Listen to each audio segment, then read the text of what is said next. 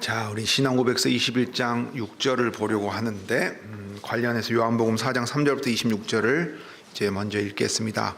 그 전에 우리가 이제 지금 지난 3개월 전에 우리 성찬식 때도 특별 찬송으로 이 21세기 찬송가 600장을 찬송을 했습니다.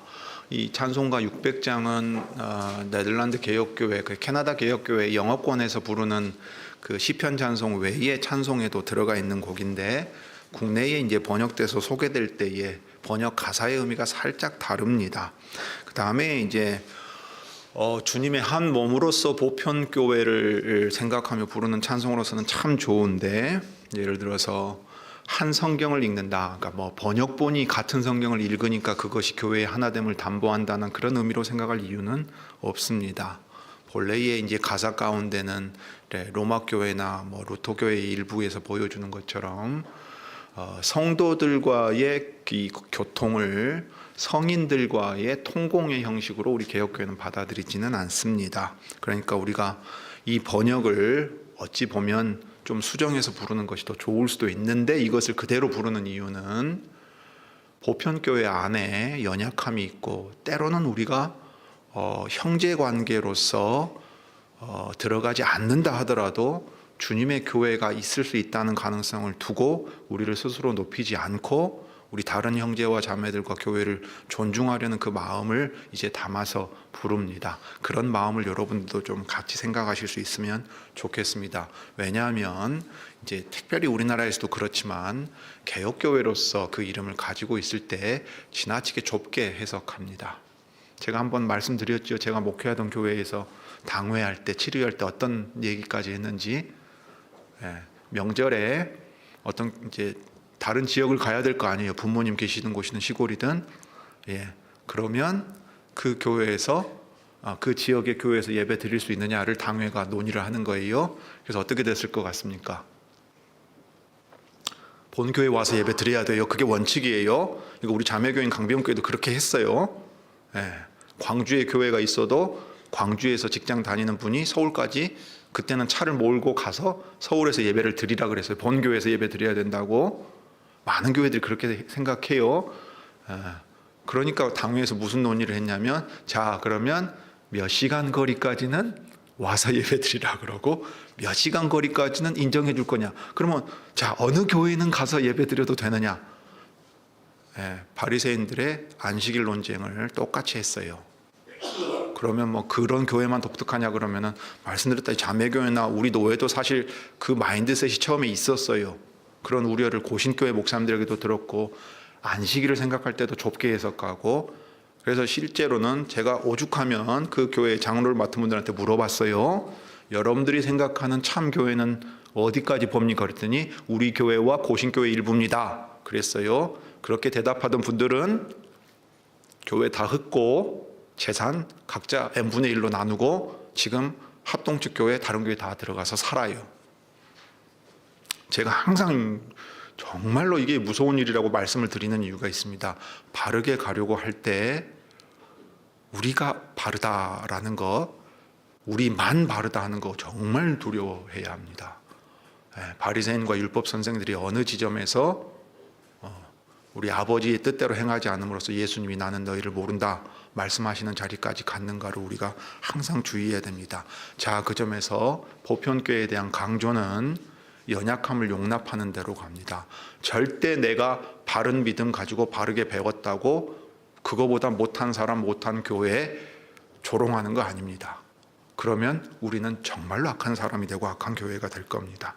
그러나 동시에 같은 성경 보고 같은 찬송 부리고 그냥 예수 믿으니까 다 한 교회라, 절대 그렇게 말할 수 없는 시대를 우리가 더 지나고 있습니다. 그 점에서 이 점을 좀 생각하고 우리도 찬송할 수 있으면 좋겠습니다.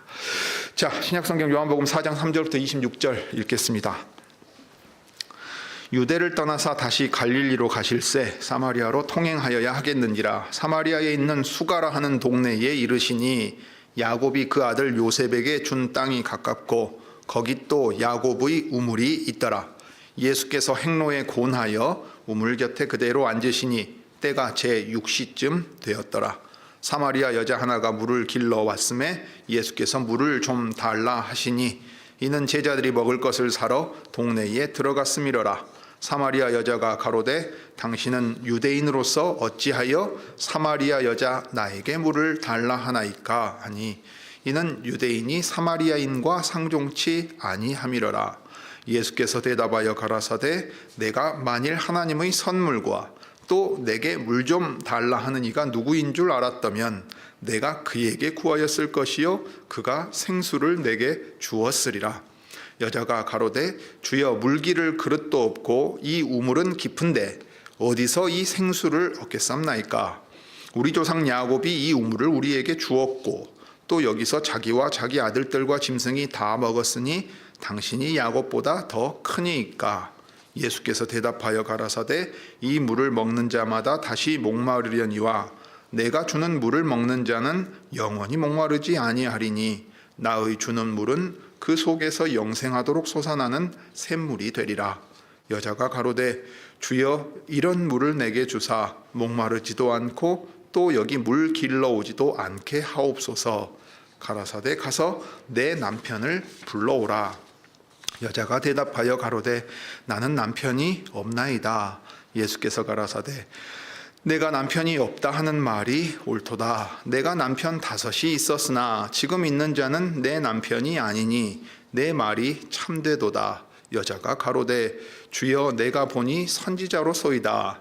우리 조상들은 이 산에서 예배하였는데 당신들의 말은 예배할 곳이 예루살렘에 있다 하더이다. 예수께서 가라사대 여자여 내 말을 믿으라. 이 산에서도 말고 예루살렘에서도 말고 너희가 아버지께 예배할 때가 이르리라. 너희는 알지 못하는 것을 예배하고 우리는 아는 것을 예배하노니 이는 구원이 유대인에게서 남이니라. 아버지께 참으로 예배하는 자들은 신령과 진정으로 예배할 때가 오나니 곧 이때라. 아버지께서는 이렇게 자기에게 예배하는 자들을 찾으시느니라. 하나님은 영이시니 예배하는 자가 신령과 진정으로 예배할지니라. 여자가 가로되 메시아 곧 그리스도라 하시는 이가 오실 줄을 내가 아노니 그가 오시면 모든 것을 우리에게 고하시리이다. 예수께서 이르시되 내게 말하는 내가 그로라 하시니라. 자, 이제 우리 신앙고백서 21장 6절을 보겠습니다. 자, 6절 우리 같이 고백한 다음에 그 내용을 책을 따라서 생각해 보시죠. 자, 6절입니다. 이제 복음 시대에는 기도를 비롯하여 경건한 예배의 어떤 요소라도 드리는 장소가 고정되어 있거나 어떤 장소를 향해서 드리도록 정해져 있지 않으며 그 장소 때문에 예배를 더 기쁘게 받으시는 것도 아닙니다. 하나님께는 어느 곳에서든지 영과 진리로 예배드려야 합니다. 사적으로 매일 가정에서 드리거나 각 사람이 은밀히 드리는 경우에도 그래야 하지만 하나님께서 그분의 말씀과 섭리로서 우리를 공적 예배로 부르실 때에는 더욱 엄숙히 그래야 하고 부주의하게 혹은 고의로 그 예배를 경시하거나 거부해서는 안 됩니다. 자, 이제 경건한 예배에 대한 이야기를 계속해 가고 있습니다. 그런데 우리가 요한복음 4장에서 볼 수 있듯이 옛 언약 백성 이스라엘이 다윗의 통일 왕국 이후에 분열되었을 때 자, 어디서 예배하는 것이 더 정통성이 있느냐 하는 문제가 남왕국 유다와 북왕국 이스라엘 사람들 간에 큰 차이를 낳았습니다. 이제 이스라엘의 역사를 보면 북왕국 이스라엘이 그 자기 왕조와 종교의 정통성을 유지하기 위해서 사마리아에 예배하는 장소를 둡니다. 특히나 예수님 당대에 직전에 이 사마리아와 유다와의 관계가 대단히 좋지 않았습니다. 상종하지 않을 정도고 그 지역을 지나가지를 않을 정도였다 이 말입니다. 자, 그런 것뿐만 아니라 이제 여러분 무슬림들이 메카를 향해서 시간이 되면 엎드려 절하고 기도하는 것 잘 아실 겁니다. 그러니까 종교라고 할 때 특정한 인물이라든가 특정한 장소와 어떤 특정한 행동에 대한 강조가 대단히 있습니다. 그렇게 해야만 신이 받는 어떤 예식과 의식이 된다 하는 생각이 있습니다. 기독교인들 가운데도 그런 생각이 은연중에 남아있는 사람들이 있지요. 자, 우리의 용어 사용을 아직 한번 생각해 보십시오. 우리는 그렇게 잘 표현하지 않습니다만, 자, 보통 예배라는 말을 이제 우리 이 신자들이, 교인들이 모이면 다 갖다 붙이려고 해요. 그 다음에 어떻게 합니까? 이 예배당을 보통 뭐라고 잘 부르던가요? 성전이라 그럽니다. 지금도 예배당 건축했다 그러면 성전 기공식 한다 그러고 성전 봉헌한다고 얘기를 한단 말이죠. 그러면 그 말에는 뭐가 있냐면 여기서 하나님을 예배해야 되고 여기가 특별한 어떤 의미가 있는 곳이 됩니다. 그런데 성전 중에 성전이 어디예요? 성지 중에 성지가 어디입니까? 예루살렘 아닙니까? 예루살렘. 그러니까 지금도 저 팔레스타인 땅에서 황금돔 사원이 있는 데에서 피 터지게 전쟁하고 있잖아요. 거기가 세상의 중심이고 거기서 예배를 드리면 하나님이 받으시거나 아니면 더 잘 받으시거나. 그런데 그 생각이 여기로 뻗치면 여기 예배당이 성전이 돼가지고 이 건물이 더 특별한 의미를 지니까, 여러분 좀 나이 드신 분들은 예전에 그런 경험들이 있으실 거예요. 여러분 여기 애들 올라오면 뭐라 그랬습니까? 아주 혼을 냈습니다. 여기 하나님 예배드리는 성전의 거룩한 곳이라고 이렇게 막 애들 장난치고 올라가지 못하게 했어요. 저 피아노 같은 것도 그래요. 각도 한번 틀려고 그럴 때 우스갯소리로 목사가 자기 목사직을 걸고 1년에 1cm 옮겨야 된다는 우스갯소리가 있었어요. 무슨 얘기냐면, 자, 여기는 하나님 예배하는 거룩한 장소고 구별된 곳이니까 여기 있는 물건 자체가 다 특별한 의미가 있어서 함부로 대하지 말아라 하는 게 있었습니다. 좋은 의미에서는 삼위 하나님의 이름을 우리가 부르고 모이는 장소와 시간을 소중히 여기는 것은 참 귀한 일입니다. 그런데 그것을 물건이나 장소 자체에 어떤 의미를 부여하려는 경향이 우리의 기본적인 종교성입니다.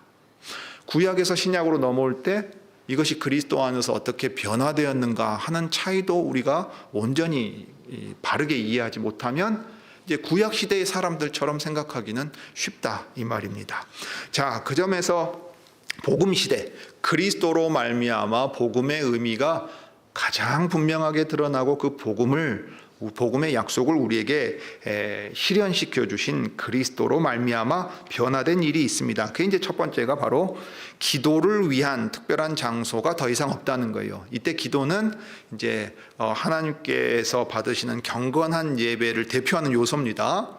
그러니까 기도뿐만 아니라 경건한 예배의 어떤 요소라도 찬송이든 말씀을 낭독하는 일이든 말씀을 해설하여 전하고 듣는 일이든 이 모든 일은 어떤 장소에서 드려야만 한다, 그런 것이 존재하지 않는다 이 말이에요. 그러니 이것은 아주 놀라운 변화입니다.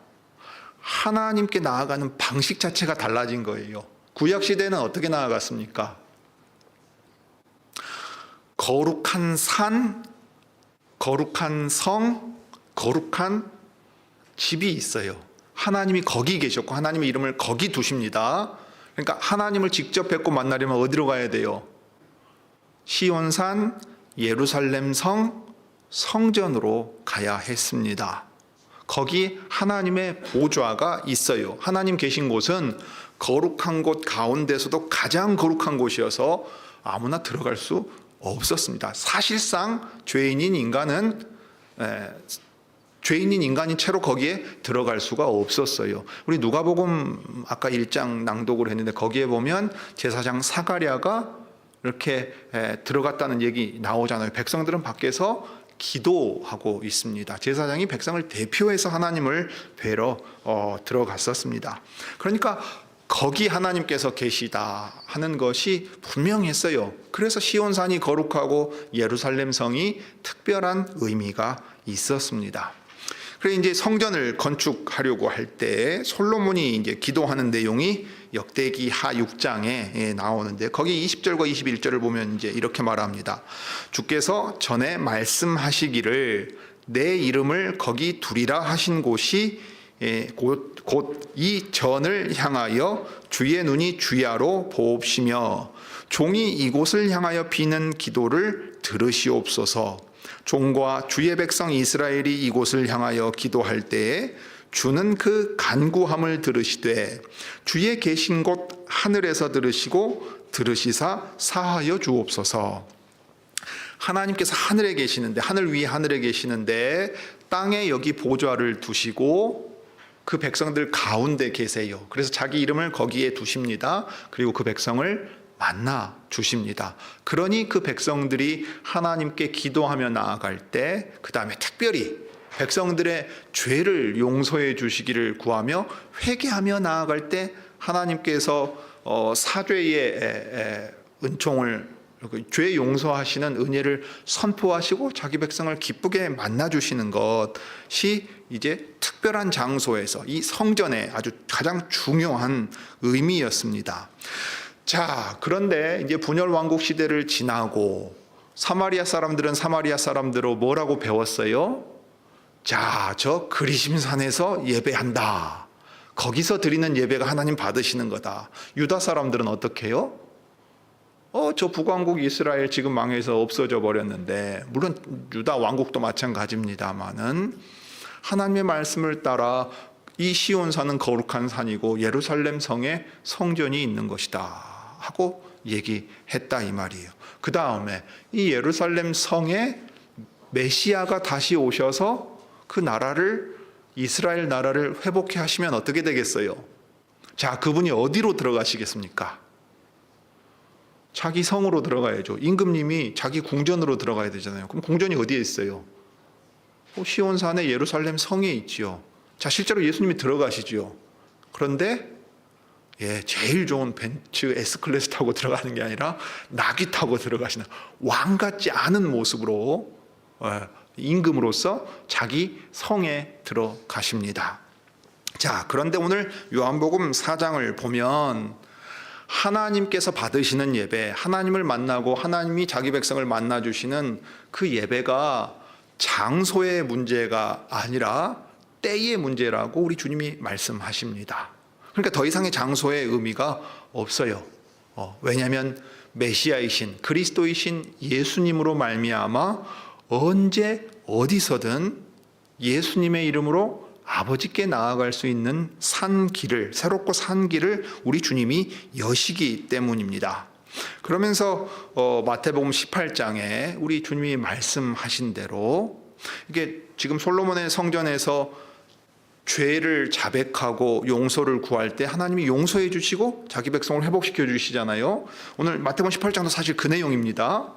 그래서 예수님이 뭐라 그러셨냐면, 두세 사람이 내 이름으로 모인 곳에는 나도 그들 중에 있느니라. 자, 오전에 하이델베르크 요리문답 46문에서 49문답 했던 것 기억해 보십시오.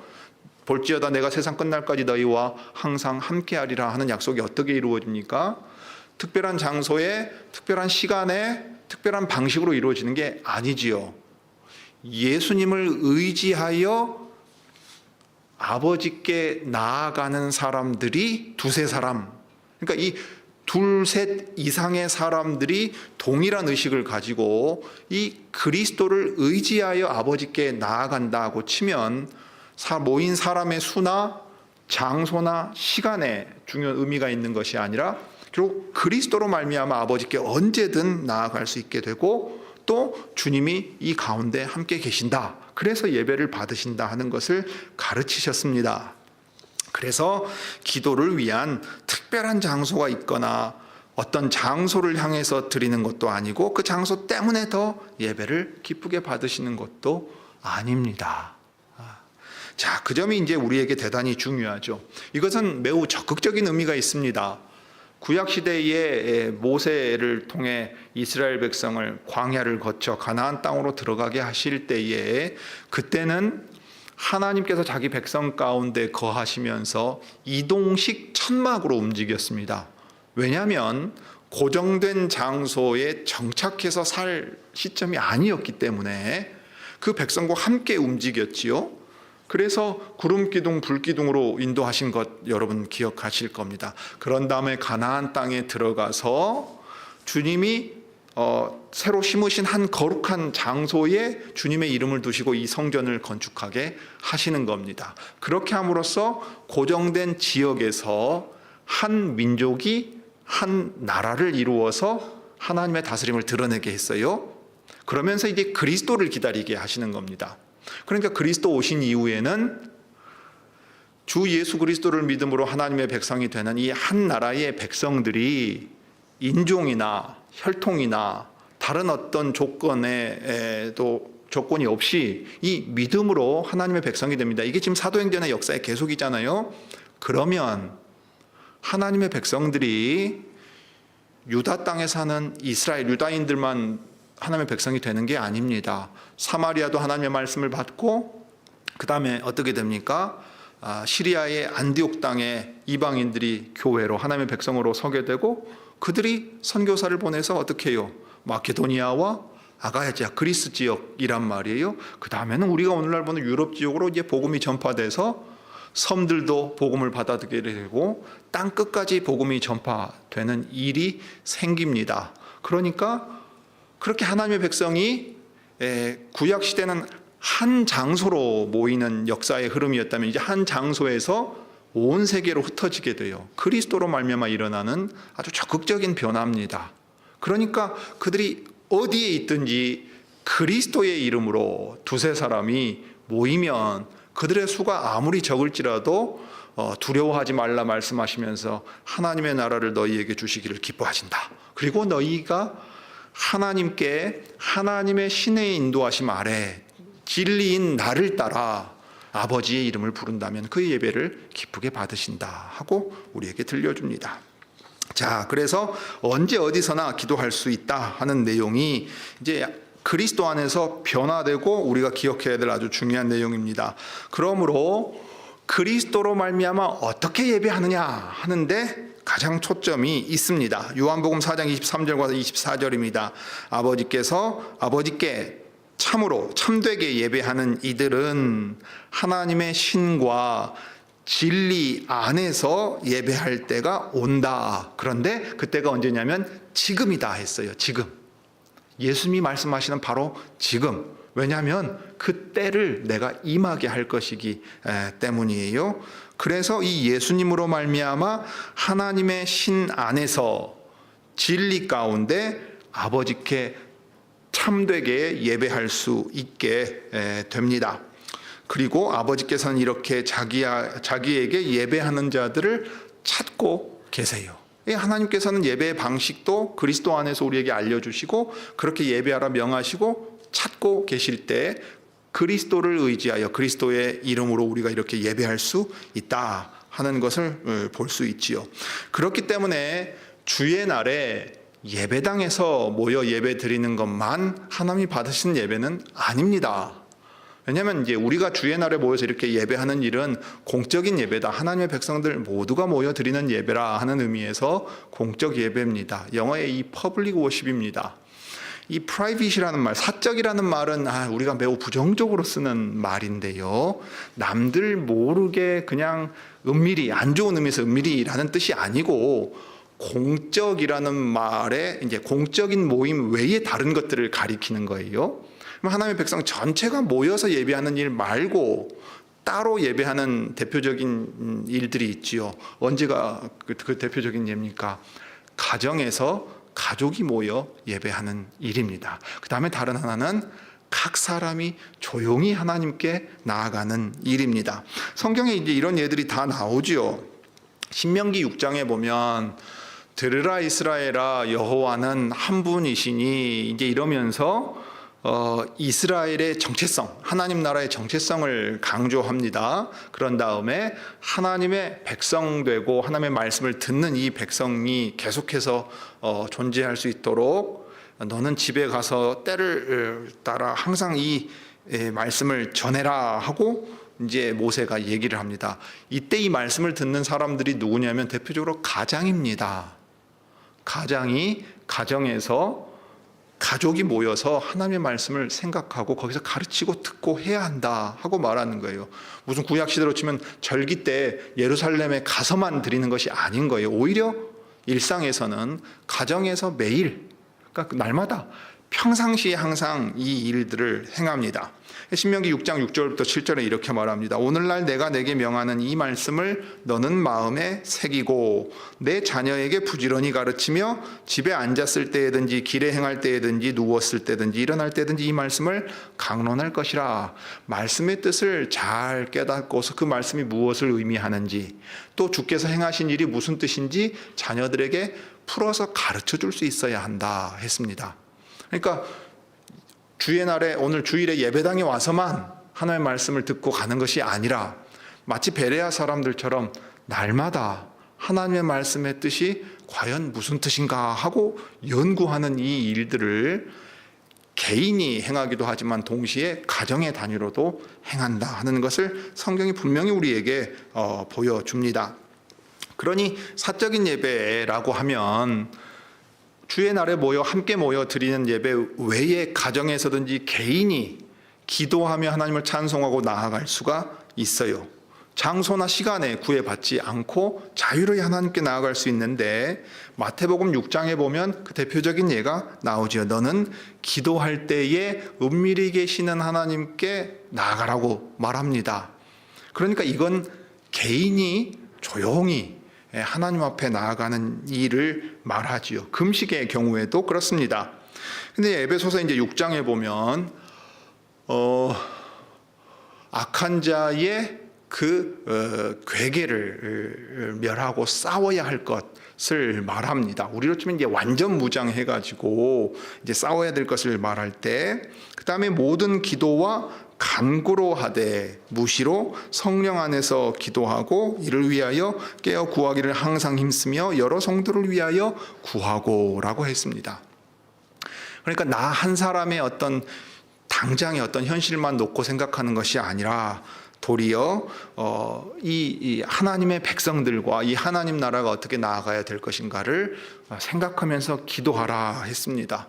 그리고 특별히 이제 남자들은 손을 들어서 이 땅의 평안을 위해서 빌어야 될 필요성도 있었고, 심지어 예레미야에서에 보면은 이제 포로로 끌려간 그 땅의 평안을 위해서 기도하라 하는 내용까지도 나오기도 합니다. 자, 그러니 공적으로 모여드리지 않는 예배라고 해서 더 가볍고 소위 이제 요즘 흔히 하는 말로 캐주얼한 것이 아니지요. 하나님 앞에 나아간다 그럴 때는 경건한 예배가 갖추어야 될 요소들을 우리가 정당하게 가지고서 예배를 해야 돼요. 자, 그래서 하나님의 신과 진리이신 예수 그리스도 안에서 아버지의 이름을 부르며 나아가야 되는데, 사적으로 매일 가정에서 드리거나 각 사람이 은밀히 드리는 경우에도 그래야 합니다. 우리의 마음을 잘 다듬고 하나님 앞에 나아가야 하겠지요. 예를 들어 직장인 여러분 같으면은 어떤 분들은 아침에 일찍 출근하시는 분들이 있을 겁니다. 서울 수도권은 많이 그러거든요. 차가 밀리니까 일찍 출근해서 보통 이제 신자들 같으면 하나님 말씀을 좀 펴서 정해진 분량만큼 읽고 기도하고 오늘 이 하루의 시작 가운데 주님이 또 제 마음과 이 삶을 다스려 주시기를 구하며 시작하는 일들은 참 귀하고 아름다운 일입니다. 그럴 때에도 이렇게 말씀을 읽고 하나님 앞에 진실하게 기도하면서 예배하면서 이 하루를 시작한다는 것은 참 귀한 일일 겁니다. 자, 그런 것도 이렇게 경건한 예배의 요소를 합당한 방식으로 행하여서 하나님이 이 기쁘시게 받을 수 있게 해야 되겠지만, 더더욱 어떤 예배에서는 더 그래야 하겠습니까? 하나님의 백성들 모두가 함께 모여 드리는 예배는 더욱 그러해야 할 것입니다. 자, 그런 까닭에 우리 교회 예배 어찌 보면 여러분 좀 심심하죠. 좀 표현이 좀 그렇습니다만은 너무 단정하고 조용하고 심심한 것 같아. 왜 찬송을 좀 뜨겁게 할 수도 있고 기도도 할 수 있지 않습니까? 우리 젊은이들 같은 경우는 이제 다른 교회 출석한 일이 있다고 치면 심지어 고신교회를 갔는데도 앞에 밴드가 나와 있고 드럼 소리도 두다다다 하고 있고 찬양 인도자가 멘트 한다면서 여러 가지 말하고 기도한다고 소리를 치면 난리를 칩니다. 진짜로 좀 미안한 표현으로 이게 지금 하나님 앞에 예배를 드리는 건가, 우리 즐겁자고 지금 음악을 연주하는 건가 구분이 안 될 정도의 일들이 있어요. 그러니까 보면은 하나님 앞에 경건한 예배로 우리가 모여서 드리고 있느냐, 아니면 우리가 우리의 방식대로 이거 하나님 이렇게 드리면 하나님 좋아하신다 이렇게 만들어내는 거냐, 참 생각할 필요가 많이 있습니다. 그러니 이 우리 신앙 고백서를 따라서 공적인 예배로 우리를 부르실 때에는 더더욱 이러한 일에 있어서 주의함이 마땅해야 하는데 더욱 엄숙히 그래야 합니다. 여러분 한번 생각해 보세요. 여러분이 만약 지금은 청와대가 아니고 이제 용산 대통령실에 초청을 받았다고 생각해 봐요. 그럼 여러분 어떻게 준비하고 어떻게 나아가겠습니까? 뭐 잠자다가 일어나서 뭐 눈곱도 안 떼고 세수도 안 하고 그냥 모자 눌러 쓰고 가요? 아니죠. 예, 그 전날부터 뭐 입고 갈 건지, 차편은 어떻게 됐는지, 신발 살펴보고, 머리도 이발도 하고 그럴 거 아니에요. 그래도 내가 대통령 만나러 가는데, 그런데 천지의 대주제이신 하나님을 뵈러 갈 때는 아무런 신경도 쓰지도 않고 그냥 나 왔으니까 됐지요. 뭐 그거면 뭘 더 바라십니까? 이런 마음으로 왔다면 이게 공적 예배에 참여하는 하나님의 백성의 합당한 자세이겠는가 하는 생각을 해봐야지요. 그 다음에 신앙 고백서는 분명하게 이제 지적하고 있는 것이 있습니다. 예배를 드림에 있어서 하나님께서 말씀해서 가르치시는 대로 해야 할 뿐만 아니라 부주의하게 혹은 고의로 그 예배를 가볍게 여기거나 거부해서도 안 된다 하는 말을 하고 있습니다. 오늘날 많은 경우 주일의 예배를 대수롭게 생각하지 않는 경향들이 있어요. 그냥 종교 행사의 일환이다 이렇게 생각하기 쉽습니다. 우리 청년들과 청소년들 자라면서 얼마나 힘들어요. 나 일요일에 피곤해 죽겠는데 잠도 많이 오고 또 뭣도 먹고 싶고 좀 쉬고 싶은데 엄마가 맨날 깨워가지고 예배당 가야 된다 그래요. 막 어려운 설교도 들어야 되고 찬송도 어려운 것 같아. 그런데 왜 어른들이 이 시간을 드리고 우리의 물질을 드리고 여기 와가지고는 하나님 앞에 단정하게 우리의 마음과 온 매무새까지도 가다듬고 예배하려고 하는가 할 때 하나님을 예배한다는 것이 무엇인지를 지금 여러분에게 보여주고 있는 거예요. 보여주고 있어요. 물론 그렇다고 해서 여러분들을 막 어려서부터 막 꼼짝달싹 못하게 혼내고 움직이지도 못하게 한다. 그거는 좋은 건 아니겠죠. 어린이는 어린아이들대로 제약이 있을 수 있어요. 막 매로 때려가면서 그냥 아무것도 못하게 꼼짝달싹 못하게 하는 건 안 되겠지요. 그럼에도 불구하고 자 하나님 예배하러 가자. 삼위 하나님을 예배하는 것이 참 신자의 가장 큰 즐거움이고 기쁨이다. 이걸 부모가 어려서부터 그 행동으로 예배에 참석하게 함으로써 이제 가르치고 하나님께서 은혜를 주셔서 너도 이 믿음을 가질 수 있기를 바란다 하는 마음으로 오는 겁니다. 자, 그런데 이제 하나님께 대한 믿음이 약화되거나 무엇보다 이제 하나님의 백성들이 삼위 하나님을 경건하게 예배하는 일에 있어서 정말 뒷걸음질 칠 때 어떤 일이 일어나는가 하면 모이기를 폐하는 일들이 생겨요. 모여서 도대체 뭐 하자는 얘기냐? 그게 아무 의미 없다. 오늘날 교회 밖으로 이탈하는 많은 사례들이 있습니다. 그 다음에 하나님을 예배하는 이 일 자체가 별 의미 없고 그냥 개인이 조용히 성경 보고 말씀 읽고 뭐 유튜브에 좋은 목사님들 설교 있으니까 그거 들으면 된다는 식으로 생각하는 일들이 많아요. 예배의 의미 자체를 우리가 완전히 잃어버린 일들이 많습니다. 히브리서 10장에 보면 모이기를 폐하는 사람들의 어떤 습관에 대한 언급이 있습니다. 사실 이 사람들은 처음에는 믿음으로 시작했을 겁니다. 그런데 이 믿음을 가지고 살아갈 때 계속되는 환난과 핍박이 지속됐어요. 언제 끝날지를 모르겠어요. 그러니까 뒷걸음질 쳐버리는 거예요. 은혜를 받는 사람들 안에 함께 있었고 함께 가려고 했는데 자기의 믿음으로 더 나아가지를 못합니다.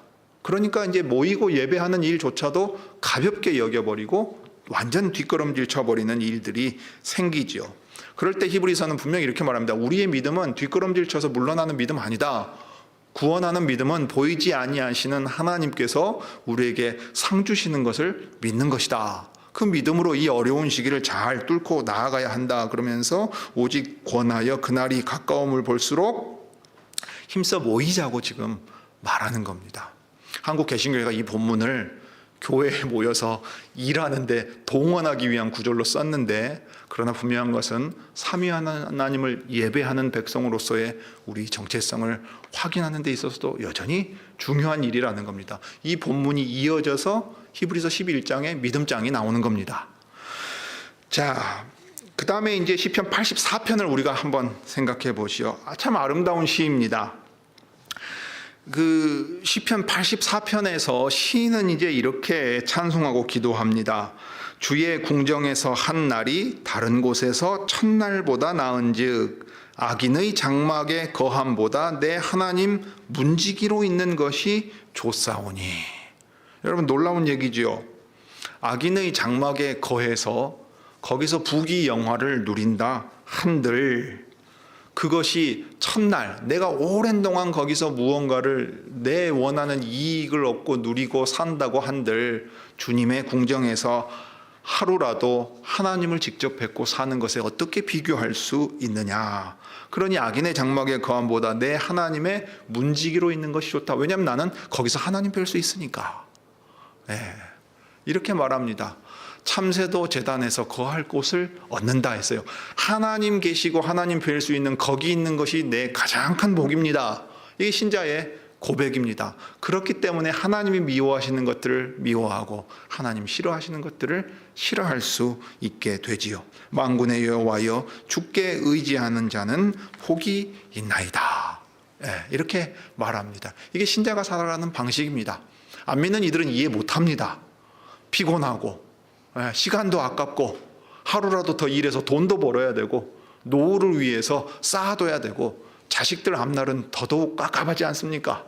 어떤 사람이 환율 그래프를 가지고서 대조하면서 보여주더라고요. 자, 조금만 더 있으면 1997년 IMF 때와 우리나라 상황 이제 거의 비슷해질 거다. 내년 되면 큰 거 온다. 들어보셨을 거예요. 실물 경제의 상황이 대단히 좋지 않다는 얘기합니다. 그러면 여러분, 당장에 내일 예측되는 일들이 있으면 어떻게 반응해야 될 것 같아요? 일요일에 여기서 예배 드리고 있으면 되겠어요? 돈 벌러 가야 되고 일하러 가야 되고 내 앞길 내가 챙겨야 될 거 아니에요. 내가 열심히 해도 안 되는 일인데 지금 여기서 내 시간 들이고 물질을 들이고 하나님을 예배한다는 일이 얼마나 어리석게 보이겠냐 이 말이에요. 그 예전에 사람들 하는 말로 그 예배당 가면 밥이 나오냐 쌀이 나오냐 하는 말하고 똑같은 것 아닙니까?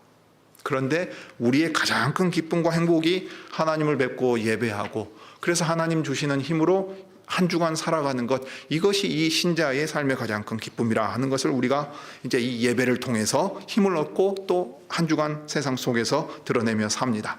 자, 이사야서 56장에 가면 여호와께서 하나님의 백성들을 포로에서 돌이키시고 하나님의 나라를 회복시키실 때 이방인들을 불러서 하나님의 나라에 부르시는 얘기가 나옵니다. 56장 6, 7절입니다. 또 나 여호와에게 연합하여 섬기며 나 여호와의 이름을 사랑하며 나의 종이 되며 안식일을 지켜 더럽히지 아니하며 나의 언약을 굳게 지키는 이방인마다 내가 그를 나의 성산으로 인도하여 기도하는 내 집에서 그들을 기쁘게 할 것이며 그들의 번제와 희생은 나의 단에서 기꺼이 받게 되리니 이는 내 집은 만민의 기도하는 집이라 일컬음이 될 것이라 했어요. 여기 만민이 기도하는 집이라 하는 얘기는 이 맥락에서는 이스라엘 사람뿐만 아니라 다른 모든 이방인들도 하나님께서 불러서 그들의 기도도 들으신다 하는 거예요. 그러면 유대인이나 이방인이나 하는 혈통의 경계가 사라져요. 하나님 나라의 백성에서. 그럼 진짜 중요한 건 뭐냐 하고 물을 때 여기 안식일을 지켜 더럽히지 아니하고 나의 언약을 굳게 지키는 이방인이라고 했습니다. 그가 이방인이냐 유대인이냐의 문제는 아무런 중요성이 없다. 진짜 중요한 건 이것이다. 내 언약을 지키는 것. 언약의 10마디 말씀으로 대표되는 이 계명을 힘써 지키고, 그래서 안식일, 하나님을 예배하는 일을 가장 소중히 여기고 그 정신을 따라 삶에서 살아가는 바로 그 사람이 내 백성이다. 이렇게 말씀하시는 거예요. 자, 오늘 우리도 마찬가지입니다. 우리도 하나님의 참된 백성으로 살아가고 있는가 하는 것은 이 자리에 모여서뿐만 아니라 더 나아가서는 저 문을 열고 여러분이 실제로 어떻게 사느냐 하는 데서 드러납니다. 성찬식에 참여할 때도 그렇게 예식문을 따라서 권하잖아요.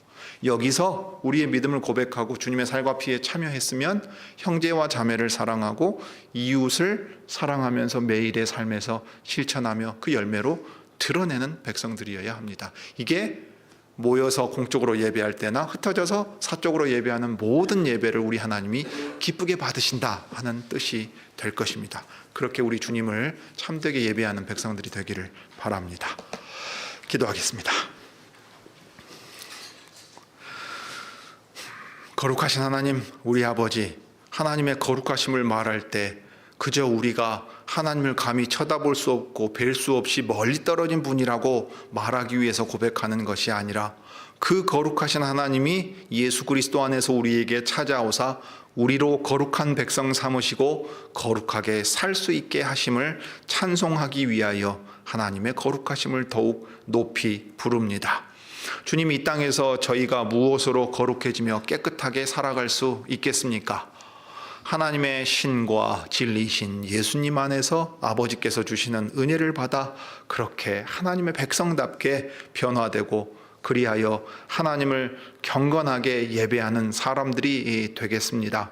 주의 날에 모여서 예배할 때는 더욱 그러해야 하겠지만 또 흩어져서 각 가정이나 개인이 삶의 자리에서 살아갈 때도 하나님을 예배하는 이들, 삼위 하나님의 이름을 받아서 그 하나님과 연합하여 이 안식일을 지키는 하나님의 백성이 된다 하는, 백성으로 산다 하는 것을 우리가 항상 기억하며 그렇게 행할 수 있는 지혜와 힘을 주시기를 구합니다. 주 예수님의 이름으로 기도드립니다. 아멘.